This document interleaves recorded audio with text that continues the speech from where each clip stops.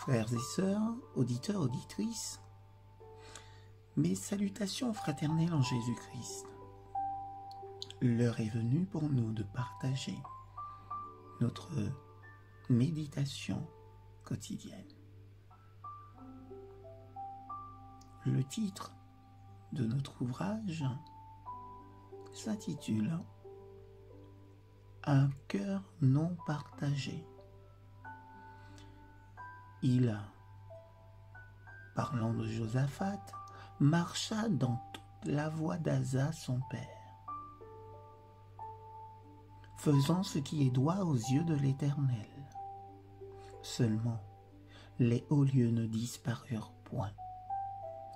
1 Rois, chapitre 22, versets 43 et 44. Les auteurs bibliques ne laissent planer aucun doute sur la piété générale du roi Josaphat. Cependant, il ne rompit pas nettement avec l'idolâtrie. Jacques, le frère du Seigneur, écrit « Nettoyez vos mains, pécheurs, purifiez vos cœurs, hommes irrésolus. » Jacques chapitre 4, verset 8. La tentation est forte de rester partagé dans son esprit. Nous amendons notre conduite, nos actes, mais nous nous accrochons encore à quelques aspects du péché. L'œil ne vise pas qu'un but, spirituellement parlant.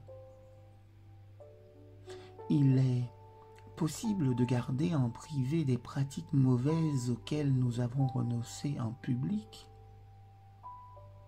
Le mal est enlevé extérieurement pour être néanmoins chéri intérieurement. Il peut arriver que des réveils religieux soient très impressionnants sans être vraiment complets. Le péché est caché sans être réellement détruit.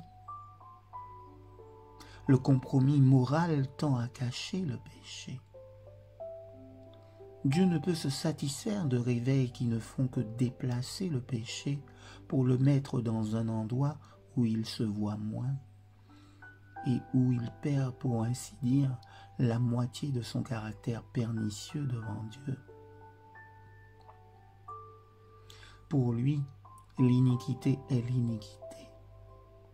Qu'elle soit publique ou tolérée sous le prétexte que s'exercent des pressions dues à la situation ou sous le couvert d'une terminologie qui voudrait en atténuer la gravité. Souvent, nous considérons avec indulgence des habitudes de péché ou des associations, des buts, des plaisirs qui auraient dû être sacrifiés pour toujours. Dieu ne se contentera pas de moi. Moïse prit le veau d'or, le brûla au feu, le foula aux pieds, le moulut en fine poussière et le jeta alors à la rivière. En tant que chrétien, il nous faut renoncer au péché en pensée aussi bien qu'en conduite. Il n'y a pas de place pour un compromis.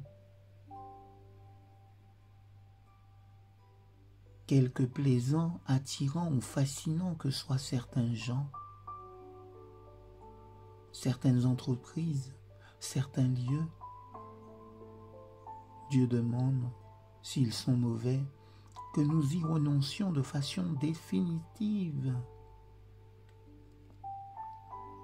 Ne gardons pas dans notre esprit ce à quoi nous avons renoncé dans notre conduite. Il arrive fréquemment que les péchés que nous commettions jadis trouvent asile dans notre esprit et dans notre cœur. Pour plusieurs raisons, des concessions sont faites à des pensées coupables. Nous trouvons des excuses à des situations troubles. Souvent, les gens cultivent une imagination mauvaise tout à fait distincte de leur vie active et visible. Un esprit sensuel peut prendre la place de pratiques sensuelles, et alors c'est l'esprit qui est pécheur. Nous avons seulement caché le péché qu'il aurait fallu détruire entièrement. Alors Père, je te prie, non seulement pour moi, mais pour tous ceux qui sont dans cette situation, afin que tu puisses nous aider à vivre une vie victorieuse sur le péché. Nous croyons que tu nous as entendus. En Jésus, nous t'avons prié. Amen.